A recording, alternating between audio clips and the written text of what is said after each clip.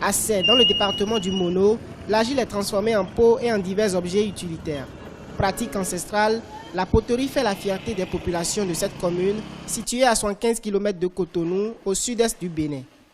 Une immersion sur le site du groupement de femmes Finayon de Sey nous a permis de nous imprégner du quotidien de ces braves femmes qui s'activent pour la fabrication des articles de poterie. Elles ont par ailleurs diversifié leurs produits.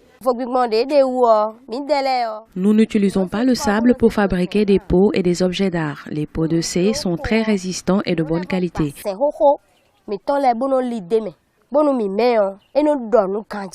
Nous mélangeons au cours du pétrissage la poudre de vieux pots recyclés.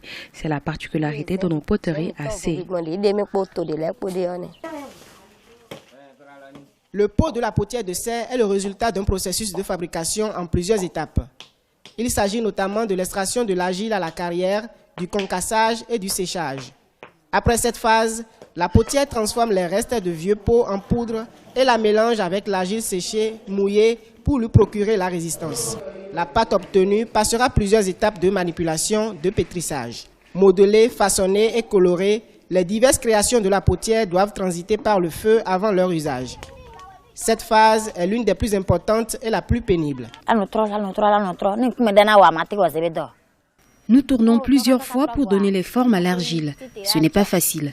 Nous souffrons souvent des maux de hanche. L'état de la cuisson se révèle pénible parce que nous n'avons pas de four. La puissance du feu agit sur notre santé au point où nous ne faisons plus rien après cette phase.